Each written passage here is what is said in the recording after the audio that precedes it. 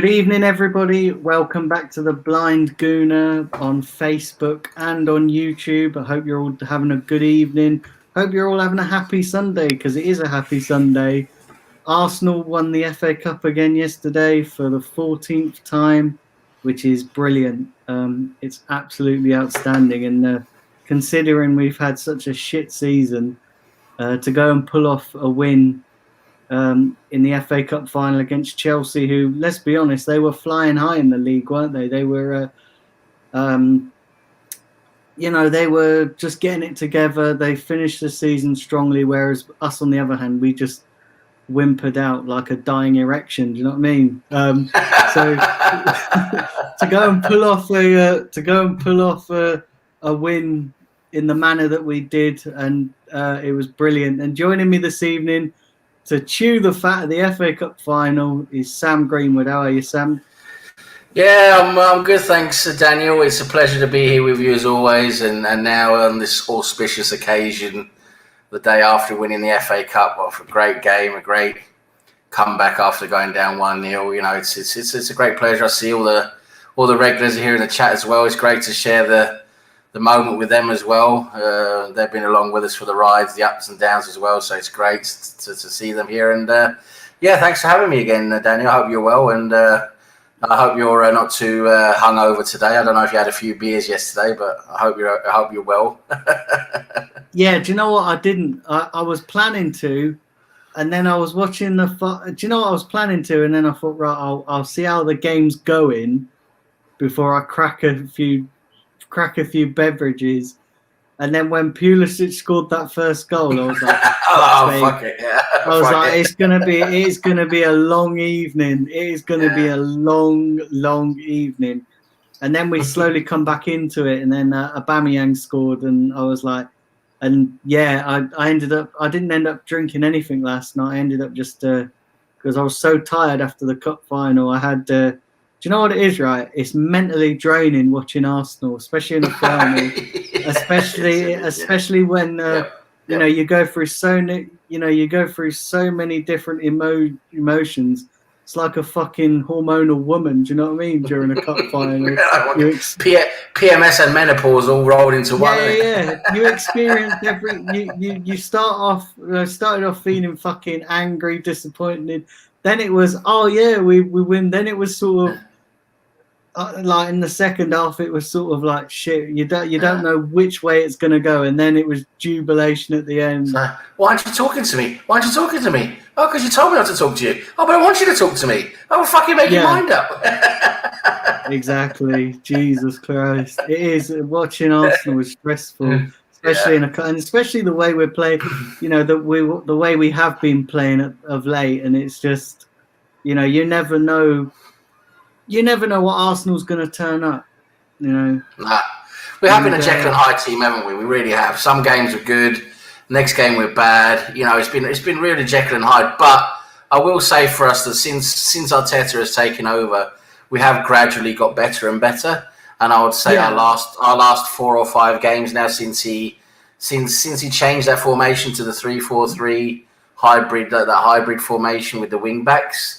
I think that has really turned our fortunes around and made us a lot more stable. And we played, with the exception of the Villa game where we sort of really didn't turn up, but with the exception of the Villa game, we have done really well with that formation, and we played a lot better. I feel like with us at the moment, we're sort of in between. Like, we know that there's missing pieces in the team in terms of, like, we know that there's players that we've got to get in and there's players we've got to get out. But I do feel with us at the moment where, you see good bits and you see bad bits, and it's kind of like you can sort of see Arteta starting to put the team together again, because it was so disjointed, and you could sort of see him putting the little pieces together, and it's kind of like building something. And when you're building something, there's always setbacks, there's always little things, but you could see gradual.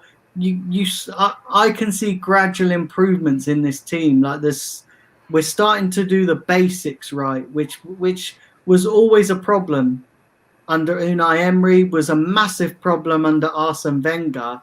We would never get the basics right. So many times you'd hear people say, we just need to go back to basics. We just need to.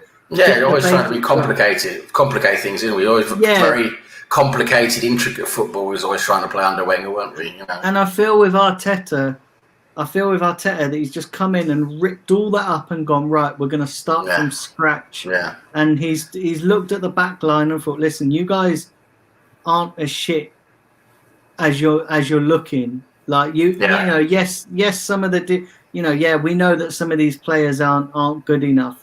But he's looked on it and go, listen, if you get the basics right, you can be half decent. You're not going to be world class, but you can be half decent. The thing is, I think with the way I've seen it with Arteta, in my opinion, is I think when he's taken over, he's realised what he's got to take over was a big challenge. You know, there's a lot of players who really aren't up to it. You know, it's a big challenge. Well, I think he's done. He sort of said, right, I'm going to do the best I can with this lot. I'm going to get the best I can out of them. I'm going to get a better mentality, a better attitude out of them, and try and make them play together, just to get the absolute maximum out of those players he can. And I think it took him a few matches to get there, a few ups and downs, you know, trying a few different players in a few different positions, et cetera, et cetera. And I think he actually got there with that 3-4-3 formation he's playing now, with the players he seems to be playing in those formation, in that formation, in the positions they're playing. I think he actually got there, and he actually managed to get these players. Let's be honest. They're not going to. Then these players are not going to be the players that are going to challenge. Get us back to challenging for the league or challenging for the Champions League. It's not going to be these players that are going to do it. It's going to be different players that are going to come in to do that. But to get these players to play as good as they did towards the end of the season now by beating teams like Manchester City, Liverpool. Getting to the FA Cup final, beating City and Chelsea the way we did. He's really managed to get the maximum out of this team that he can.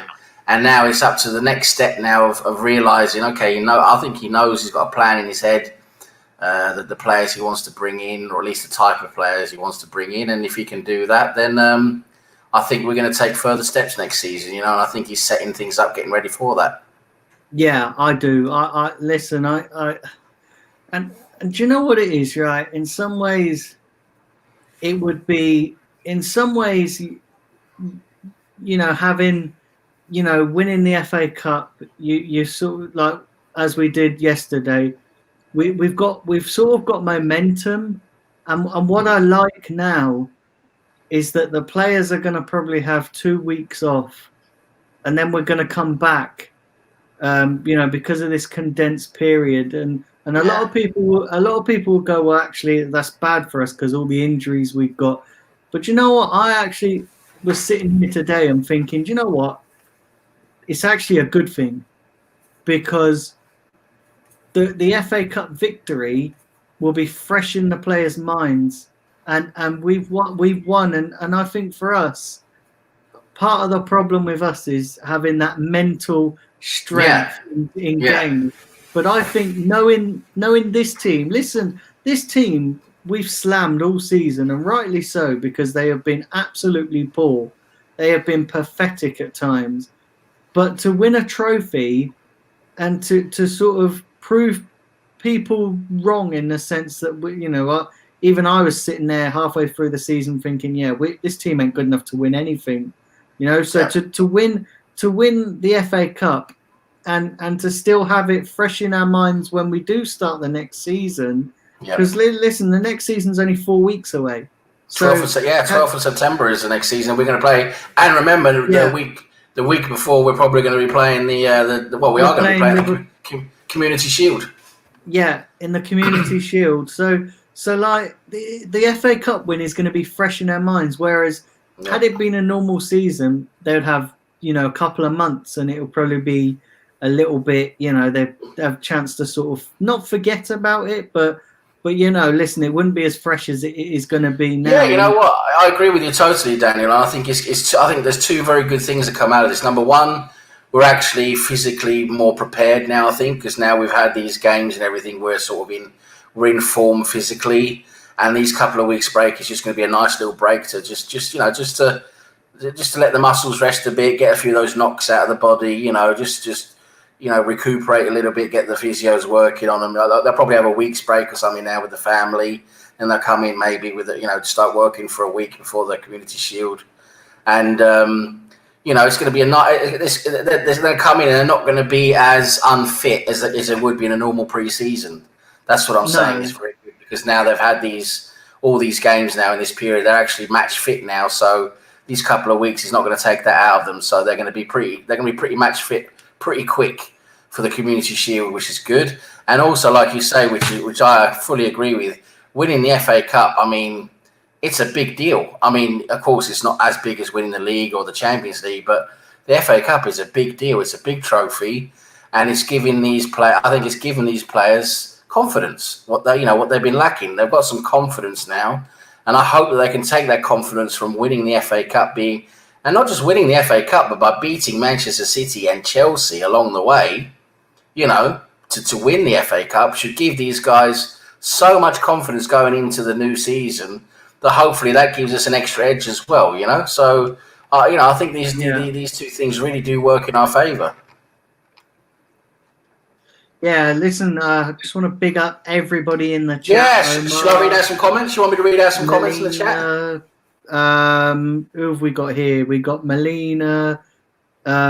Listen, go ahead, Sam. If you want to read some, I'm just I'll read out some comments. Yeah, just want to say, like Daniel says, of course, it's really great to have you guys here with us.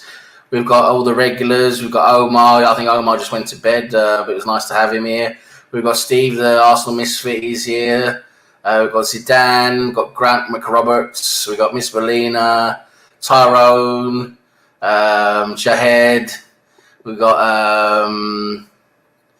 Ryan. Mr. Arsenal podcast was here. Yeah. Got Cheddars. So all the regulars. It's great to see you guys here. Some of the comments. Let's see. Just basically saying how great it's been and everything. And Tyrone was saying that oozing expressions. The Tottenham fan was saying he didn't trust Chelsea in the final with Arsenal. I think he felt Arsenal was going to win. And do you know what? Spurs have got to have 3 qualifying rounds to get into the that's it. We said they've got basically all of September they're playing football basically. So and then we've got. I just want to say a big massive thank you. Big massive thank you to Melina who designed tonight's thumbnail for me. So wow, great! Yeah, thanks, Melina. That's great. And to the comments here, we've got Ryan. He's saying, "Who saw Mark Goldbridge's meltdown on his watch along yesterday?" I'm going to watch. I haven't seen it, but I've seen the clips of him basically back when the draw came out, and it was like, "Oh yeah, you're not going to beat Chelsea or City. Arsenal got no chance," and we beat both of them. We beat both City and Chelsea. And we got Cheddars. Big up Cheddars, mate. Saying winning the FA Cup is good, but you get the Europa League next season, which will affect the team aiming for the top 4. Yeah, that could very well be at effect because we'll have all those extra games. We'll have all the extra travel, backwards and forwards because we'll have to go to further weird places in Eastern Europe and stuff like that. Do you know what though, Sam? Right, and I was thinking about this, and as much as having a season out of Europe might have been easier for us to deal with the fixture congestion, but I actually thought of it as, listen, I like being in Europe though. I like it. I like being in Europe. Yeah, but see, I'm going to be brutally honest, and I don't think we'll get top 4 next season. Chelsea are strengthening. Yeah. Chelsea are strengthening, and listen, they've got a bit. I was watching something.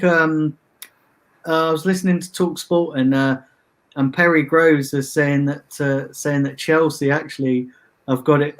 Listen, Lampard, it's make or break for him next season because the amount of money they have spent and the amount of money they're spending. If they don't win anything, he's his job's could be on the line. And when how all the money that Chelsea we look at of course, and that makes sense because if you look at the money they've invested now, the players they've invested, and their target is to win a trophy. If you don't win that trophy, sorry, you're not doing your job, are you? It's as easy as that, isn't it? It's as easy as that. Tyrone was just saying that the Spurs have to play 3 extra games, and Melina's saying happy birthday, Steve. He's probably messing around with that birthday thing again. Big up Sam, back from my vacation. Yes, nice to be back. Nice to see you guys again. Thanks for for saying that's nice. Good to see you guys. And Daniel, the Misfit saying, Daniel, how did you like my 5-0 loss prediction? The reason I did is because it's the Brighton loss. So the Misfit, did he reckon he was going to lose 5-0? That's a bit much, isn't it? Yeah, he did. He predicted 5-0 in the preview. When he did the preview, he was like, "Oh, we're going to lose 5-0." But you know what? I sort of listen. The thing is, right? I in my preview, I said it'd probably be a 2-2 draw. You know, and we would probably win on penalties or something.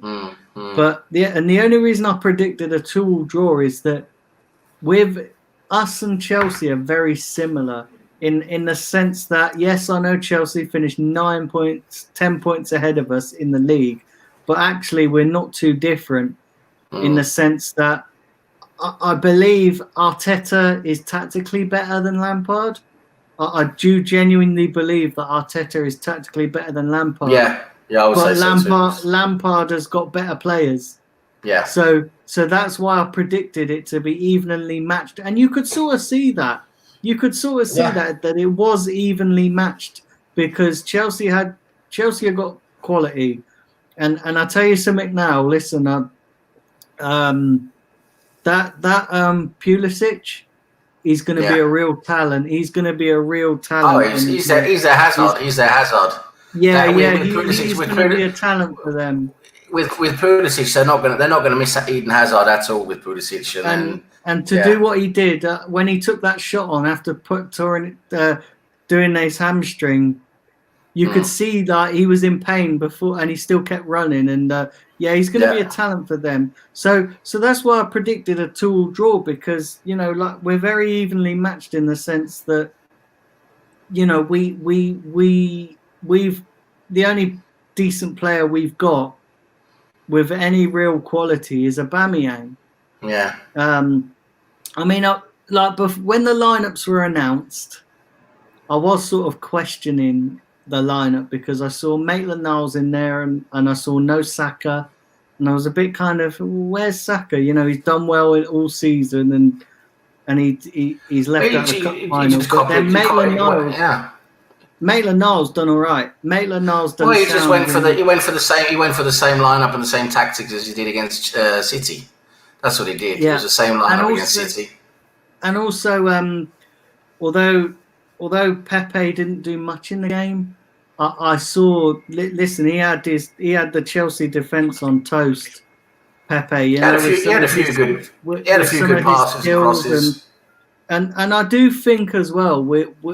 The thing with Pepe as well is that I'm looking at him next season, and I'm expecting to see a lot more because he's had one season where he's obviously bedding in, and next season he should be used to the Premier League by now. He should be used to that, coupled with the fact that I'm hoping Arteta has a right back who can support him a bit more, and I do think that with Pepe, Pepe's never going to track back. He's not that type of player.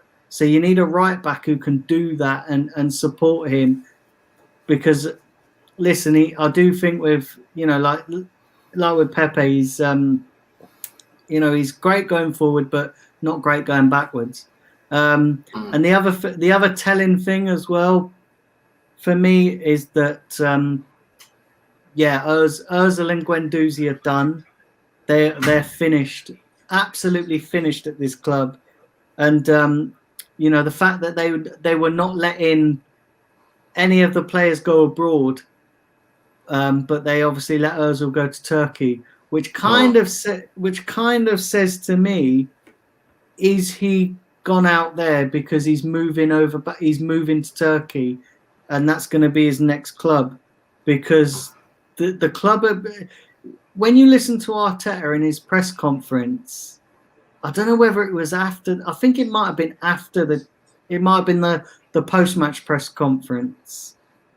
Because they asked him, about players having a summer break and are they going to be able to go on holiday?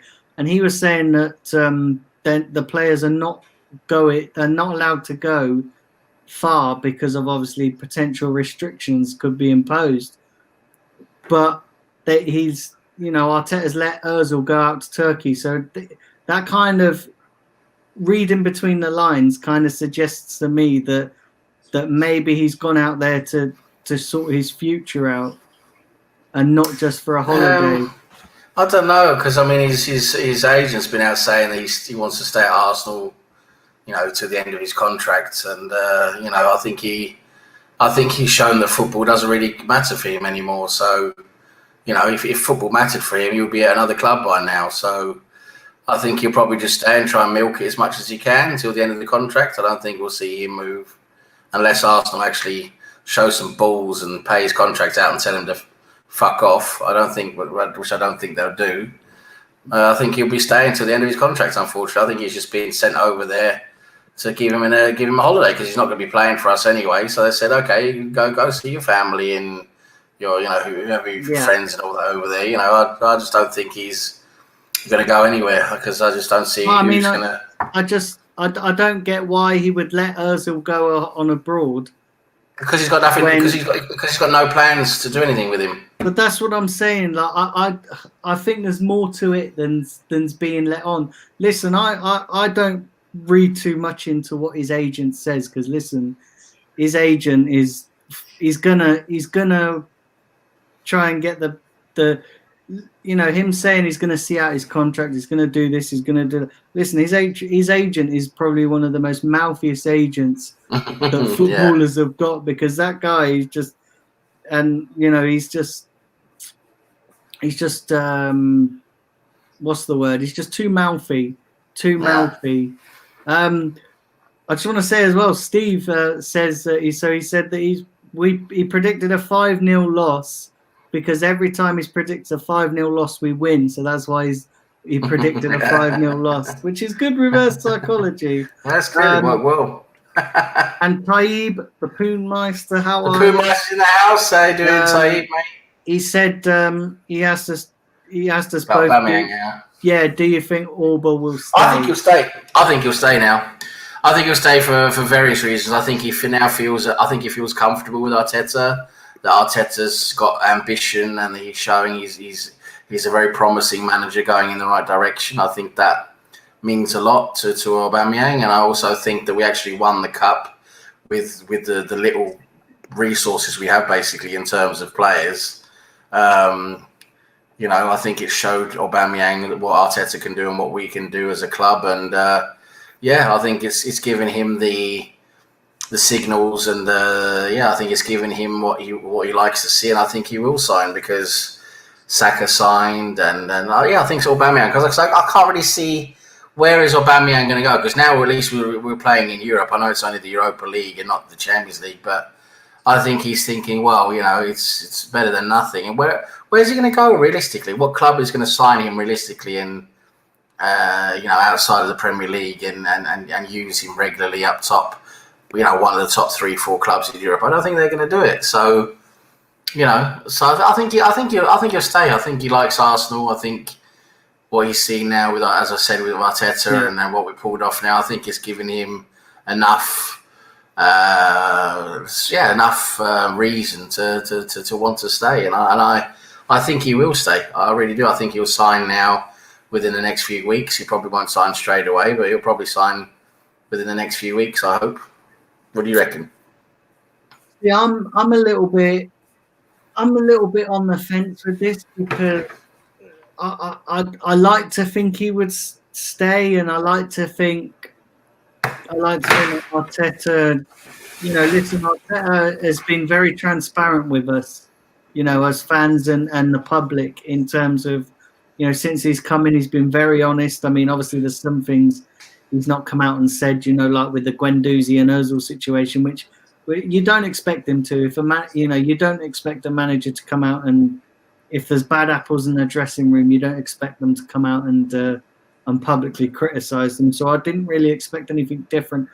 But with Aubameyang, he's come out and he's been as honest as he can be, short of saying, he's going to sign, because obviously if he says he's going to sign and then he doesn't sign, he's going to look like a right idiot. But see, with Aubameyang, I don't know whether he's going to stay. I'm wondering if he's sitting on the fence to see what Arsenal do in the transfer window. I mean, Arteta's come out and said that he wants to build a team around him.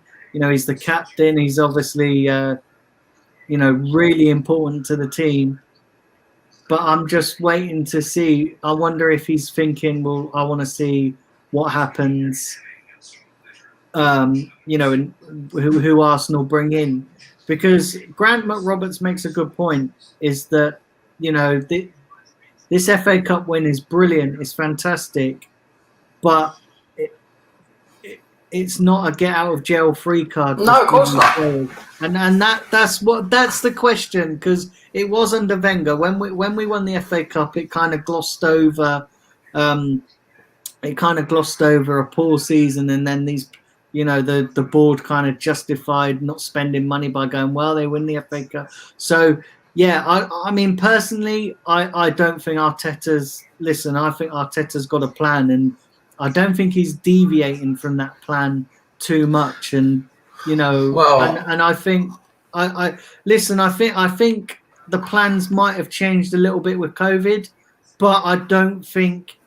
I think Arteta's very forward thinking, so I think he would have had a scenario in place. Had we not won the FA Cup, I think he would have had a scenario in place. He would have had a scenario in place had we not qualified for the Europa League, as he probably had a scenario in place had we pulled off the impossible and qualified for the Champions League. But so I do think that Arteta's probably has got a plan, and I don't listen. It's up to the board now. Like for me, this transfer window now, my attention is going to what they do in the transfer market. And I think if I was Aubameyang, I'd be thinking the same. I'd be thinking, well, yeah, if I sign, I want players with the same ambition as me. I want players with the same level of quality as me. Ian Wright said it brilliantly on BBC One yesterday.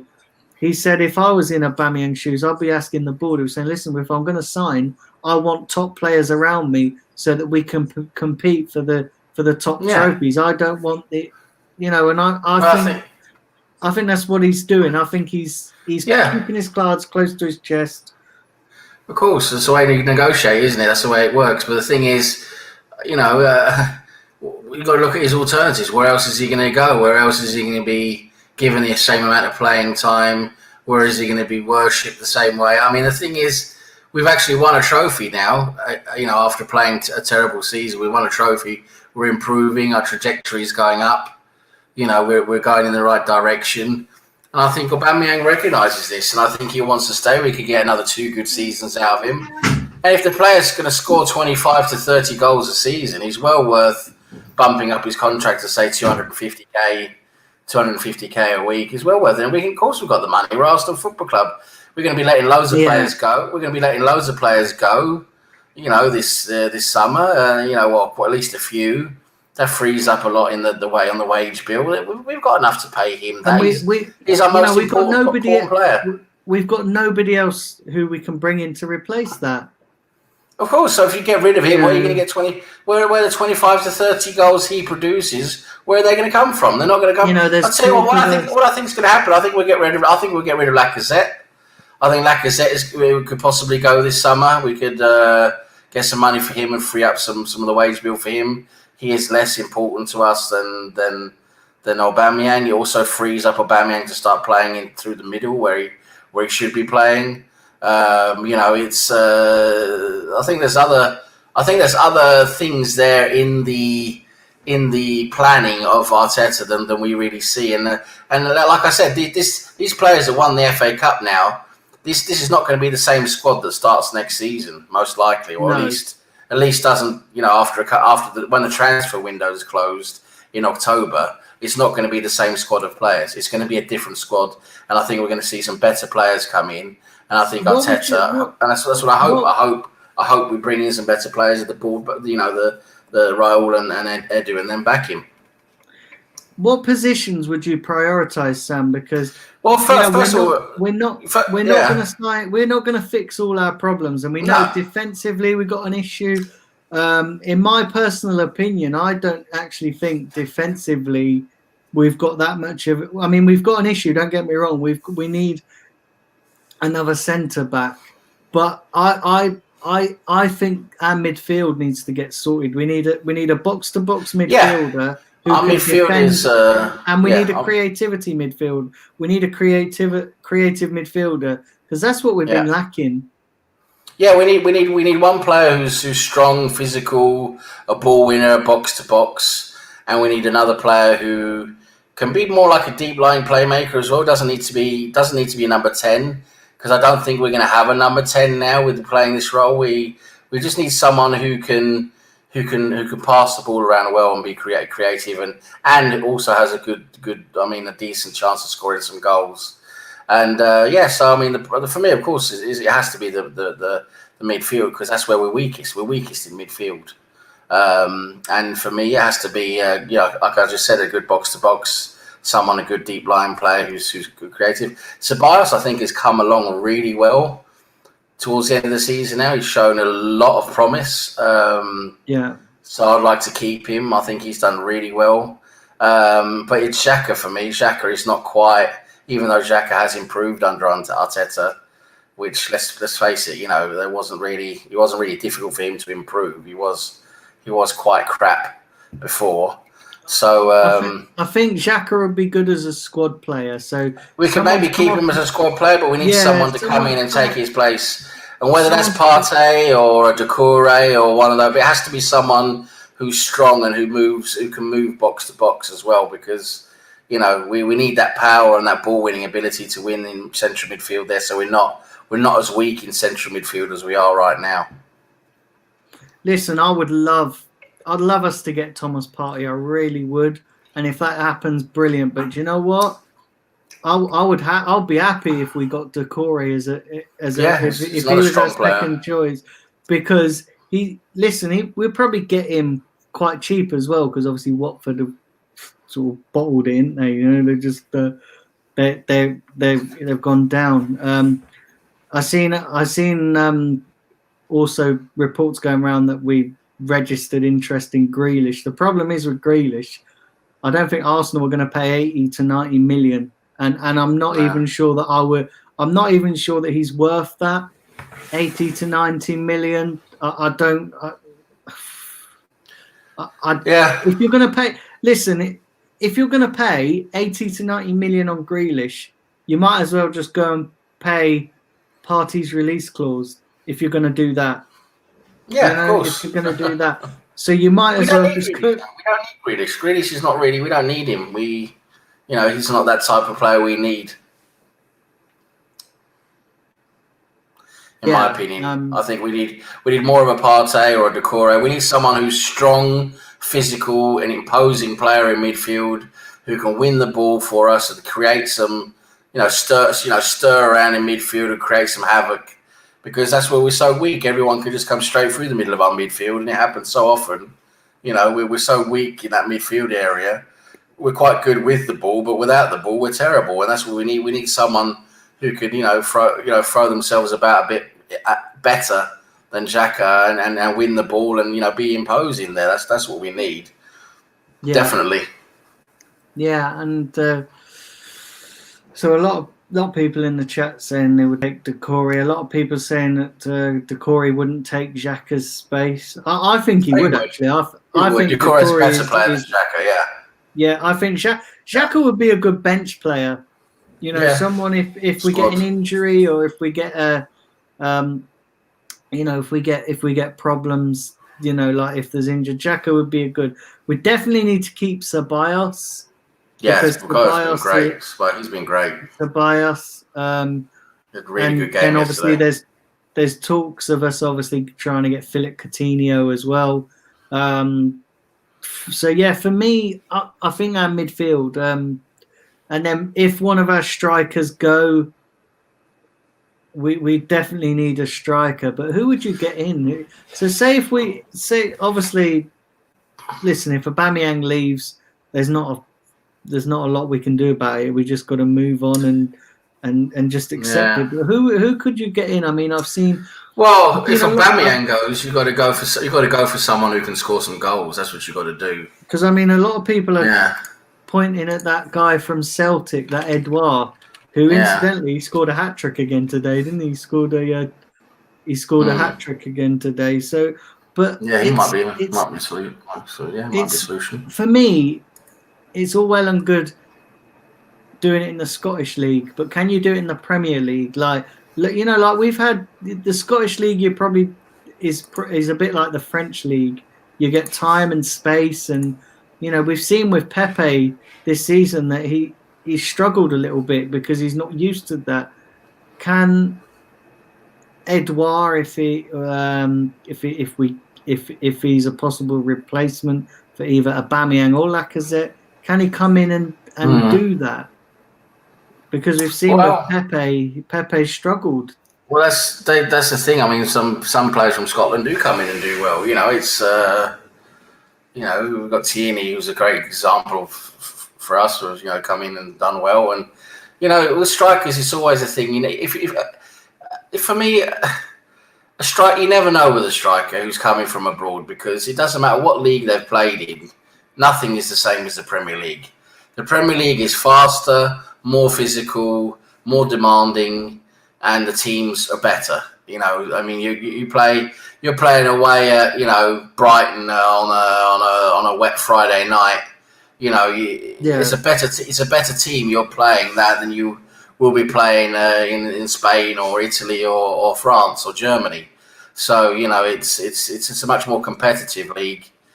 And so for me, there's no guarantees. You look at the talent, you look at the player. Is he ticking the boxes? Is he showing the things you want him to show? And that's what you got to make sure first that they're doing what you want them to do, and then you see when you bring him into the Premier League. Because they're always going to need some time to adapt. Some players don't need a long time. Other players do need more time. But they all need to adapt, no matter who they are. And that's the problem. It's going to be, if we do get rid of Aubameyang, who are we going to bring in? Because then all of a sudden we need to bring in a top player who's going to give us those goals, or at least we want to give us those goals. Because Aubameyang has been look what we would be without Aubameyang's goals. I mean, we would be battling for relegation. So.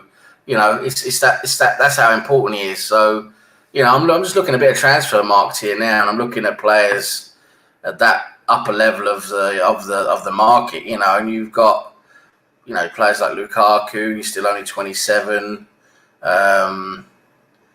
There's Martinez at Inter Milan, but he's probably going to be, I don't know, he's probably going to be quite expensive going forwards. You've got players that are sort of in the top level that we're probably not going to go for, like Dybala, and you've got Haaland. We're not going to go for Haaland, are we? So they're that top level. So, and Edouard, who has Celtic, has looked very good. He might be okay. He might be able to do some stuff for Arsenal. We don't know until we try him. Basically, I think it's very difficult to gauge someone without actually trying them. Yeah, no, I agree. Big up everybody watching. Do smash a like and do subscribe to the channel if you're new. And if you've not liked my Facebook page, The Blind Gooner, please go and like that as well. Yeah, go check it out, guys. See, Graham McRoberts reckons Edouard. He follows the Scottish League, being a Rangers supporter. He says he can do it in England though. He has been doing it in Europe as well. So it's be interesting to see. I mean, but for me, I think it's more likely that we'll keep Aubameyang and we'll see Lacazette go. That's what I think, because I don't think Lacazette is as important for us as Aubameyang is. So I think we can see Lacazette, because I think he wants to bring Martinelli through. I think he wants to see Nketiah improve. I think he'll be willing to let Lacazette go to let these guys have more playing time. yeah. Do you think? Because obviously he seems to like Eddie Nketiah, so. He's a good finisher. He is a good finisher. He's not that good outside the box, but he's very good in the box, inside the box. Problem with Nketiah is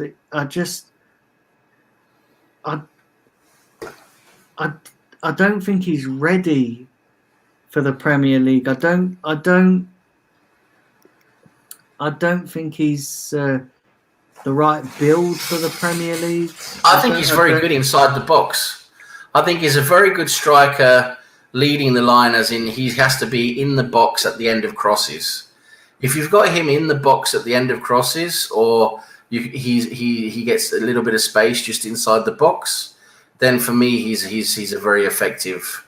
He can be a very effective player because he has a nose for goal. He does. He's got a good nose for goal. He's just not very good running with the ball. He's not really a player. As I said, he's not really like a creative player or someone who does a lot deeper in the field, further back. He needs to be at the end of crosses. He needs to be. That's why I think he could probably succeed a bit better than Lacazette does, because Lacazette, he's been struggling apart from late, but he's been struggling to find them there, and that's why I think Nketiah can improve and he can do the job there. I really do think he can if he's given some chances to do it. Yeah. Pick up Sam G, who's joined. Yeah, Sam G in the chat. Good to see you, and everyone else here. All the legends, all the regulars. Yeah, all the legends. So yeah, listen, winning the FA Cup, I think considering we have been pretty poor this season, I think it's kind of put us back to square one in the sense that we've got a new season coming up. We're in the Europa League. We're in, we won a trophy. I think, listen, brilliant for Arteta. And I do think that having that Europa League as another route into the Champions League, because like I said, the top four is going to be incredibly hard. It's going to be incredibly hard. So as you were, and listen, they gave money to Unai Emery, in the Europa League group stage. They gave him what we spent 100 million when you tot up what we spent. So if they can give that 100 million to Unai Emery, then 100 million to well, we can generate a lot of money by the players we sell. I mean, if you list all the players we sell, we can generate a lot of money. And then on top of that, there could be Arteta would go a long way because he would spend it correctly. Yeah. And then you've got the player, then you've got potentially other players we can sell, you might not want to sell, like the Lacazettes and things like that, who also give some extra money. And then there might be a bit of money in the kitty there anyway as well, a little bit that can go on top. So, yeah, listen, I'm not worried about money with Arsenal. We've got the money if we want to spend it. We've shown that. We've shown that so much. This is what pisses me off with all these fans and pundits saying Arsenal don't have money, because it's just complete rubbish. We've shown we've spent £72 million on a player. We went and bought Özil. We went and bought Lacazette. We went and bought. We've bought players for big money. Big players with big money. We've shown that we can do that.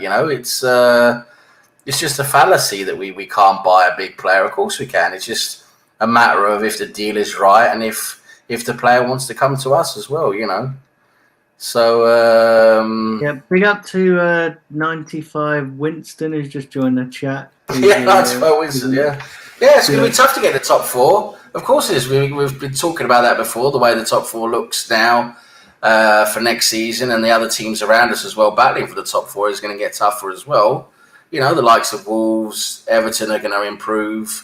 We've got Sheffield United are they're probably going to want to improve. You got Spurs, they're still quite close to us. Then you got the likes of Manchester United and Chelsea pushing up there into the top four.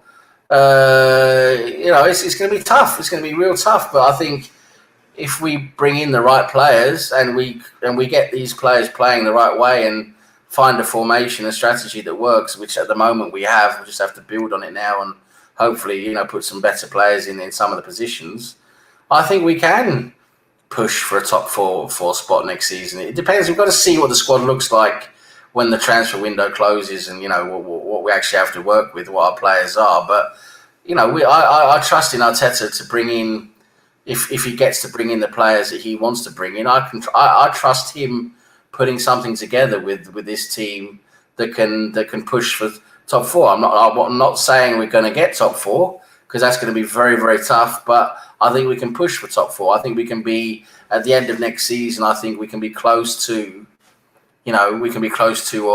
or really competing for top four. I think that's what we can see. Yeah, and we've got to, I'm like you, Sam. I think the board have. I think a lot of people are under the illusion that we don't have money, and we do have money, and yeah. And I actually think that these journalists, that's what they like to do. They like to go cash-strapped Arsenal, because listen, it used to sell. That story used to sell. It's what people like to make fun of us with, isn't it? Oh, you don't have the money to do this. You don't have the money to. Of course we do. We used to be like the 7th or 8th richest club in the world, and now we've fallen down to like 12th. Listen, you don't get to be the 12th richest club in the world according to the Deloitte, rich club list. You don't get to be the 12th richest club in the world if you don't have money. Sorry, it just doesn't. That doesn't make any sense. We're worth like close to $1 billion as a club. That's our value, and we're 12th richest in terms of what we're worth. In terms of revenue and money and everything. And you look at all our merchandising, sponsorship, the size of our fan base and everything. The money our club generates is the 12th most money we can generate in the world. You're telling me we can't go out and buy a top player? Of course we can, and we've done it several times. We bought Ozil when he was still quite good. We paid a lot of money for him. We bought Lacazette, a top player in Europe.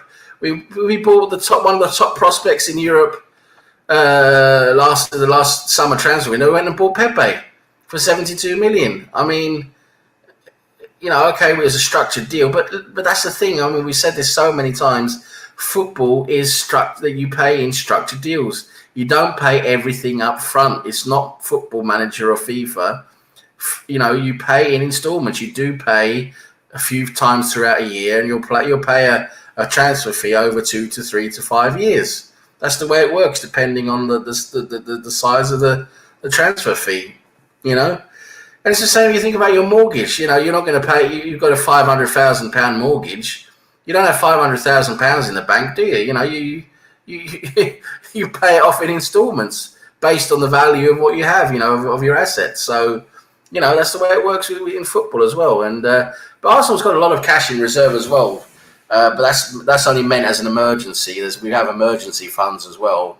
But that's not going to be touched for transfers and everything. But it does show that we have assets in the club, and there's a lot of money in the club. And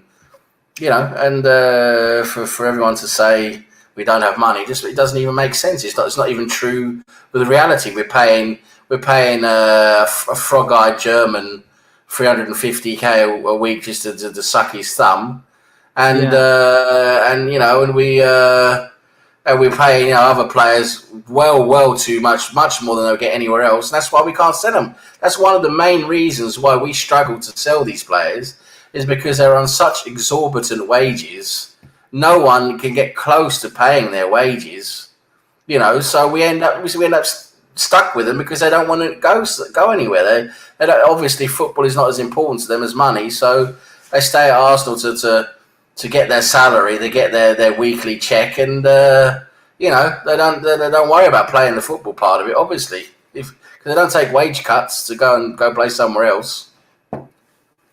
No, that's it, and I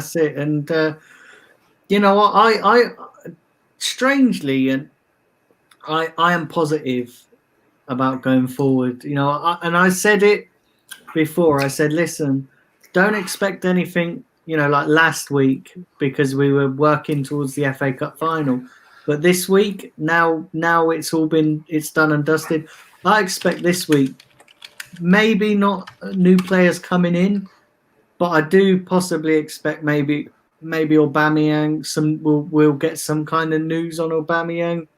Obviously he's already at the club, so you don't need to do all the stuff that comes into a transfer. But yeah, listen, it's going to be a busy few weeks in terms of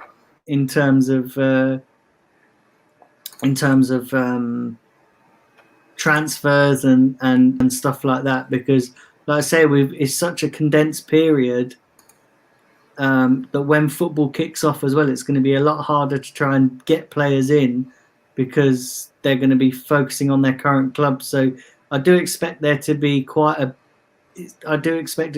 busy time for Arsenal in the month of August, on and off the pitch. But yeah, listen, that's going to be good. It's going to be a good thing. It's going to be a good thing. Listen, we got out of jail a little bit, because we have had such a poor season, and we have done so badly, and the FA Cup. It was brilliant for Arteta, and for a guy who's not managed a club before Arsenal, to go from a number 2 at Man City to come into a job, and in your first 6 months you've won a trophy. Listen, that as a manager, you've got to be happy with that. You've got to be, considering the mess he's walked into, and when he did walk into an absolute shambles. Yeah. Player, such disjointed. We were more disjointed than an arthritic grandma. Do you know what I mean? Jesus Christ! We were terrible. Absolutely terrible. So I'm pleased that he's done that. I'm pleased that he's got his first trophy under the belt, and listen, the only way is up. The only way is up. Listen, we can't get any worse than we can. Well, I mean, we can, but we can't, in the sense, because I think Arteta, listen, he's what he's done. He's given the players a culture shock, which is a majority of them needed it. A majority of them needed it. Yeah, you see, two players aren't going to be a part of it now. Guendouzi and Ozil, unfortunately, aren't part of that, are they? They don't match his attitude and his mentality requirements, do they? And I think that's a great thing. Yeah, and it is. It's a fantastic thing. What we'll do, Sam, is we'll read a couple more chats out, and then we'll wrap up, because I think we've dissected the cup final, and we've had a good talk about the future and stuff. Yeah. So yeah, we'll read a couple of chats out, and then we'll wrap up. Yeah. Start with Taib. He's saying he's got a single Chinese woman for me. Thank you, but no thank you. Grant McRoberts is saying, don't trust fraud Raul. Do not give Arteta what he wants. Yeah, this is what we've been saying, isn't it? Several times lately, that this is all now on the shoulders of the executive board. The recruiting team.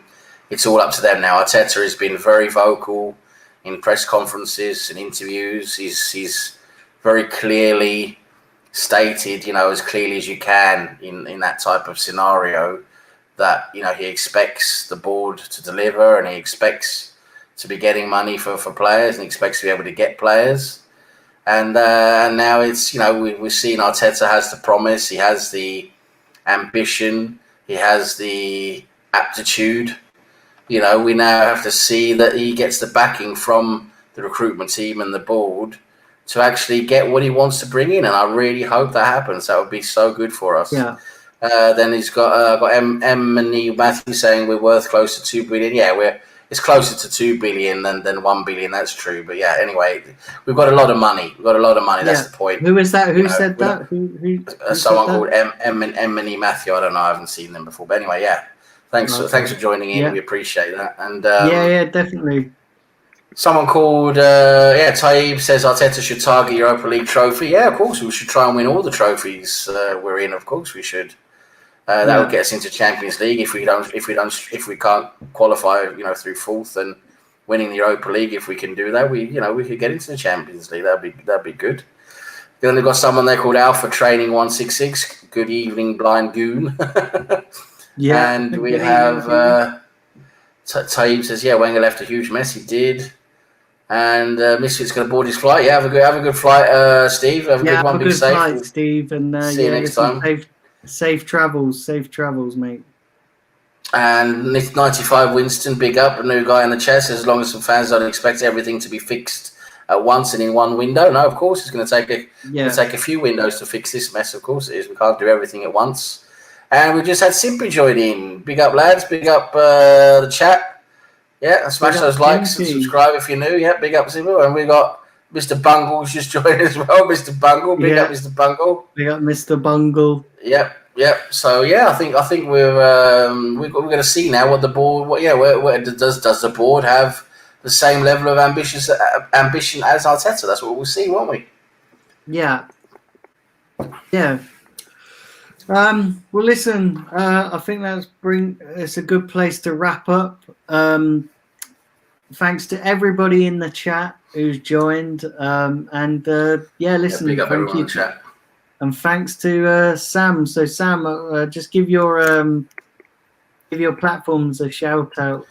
Yeah, thanks for having me again, Daniel. It's been good fun as always, and great to be here with everyone in the chat as always. My channel out here on YouTube is Sam Greenwood TV. It's just a little channel where I mainly do like late evening chats about Arsenal and football and football related stuff mainly. I'll do an odd quiz now and again. Apart from that, I'm a lot on other people's channels, like Daniel here, the Blind Gooner, and on with Simpy, and on with Ryan Fletcher, Mr. Arsenal podcast. So we're doing loads of different stuff all over the place, really. So watch out for that. Follow, subscribe, and put the notification bell on so you can get notified when stuff is going live. And on Twitter, you can also follow me on @1980_Greenwood. Put out different stuff there on a regular basis, and also put it out there when I'm going to go live and stuff on YouTube or joining with these other guys. So appreciate that. Subscribe my channel if you can, and subscribe to all our channels if you can. It'd be great, and follow us. We're always happy to have you guys join in with us live and take part in the discussions. It's good fun. So thanks again for having me. Yeah, and listen, guys. Don't forget tomorrow. I've got a show for you tomorrow, which is going to be the 2019-2020 season review. So that'll be coming your way tomorrow, and then I'm going to be probably doing my transfer show. I haven't worked out whether I'm going to do that on a daily basis or whether I'm going to do that once or twice a week. So bear with me on that one. I'll decide whether it's practical to do it on a daily basis or just do it twice a week. So stay tuned. Tomorrow will be the 2019-2020 season review, and obviously it's not going to make for great dissecting because we've had a poor season, slightly made better with the FA Cup win. But listen, it's going to be dissecting that more in depth on tomorrow's show. Listen, thanks to everybody who's tuned in. Hope you're all enjoying your weekend. Made better by Arsenal winning the FA Cup. Listen, wherever you are, take care of yourselves, and we'll catch up with you soon. Take care of yourselves, guys.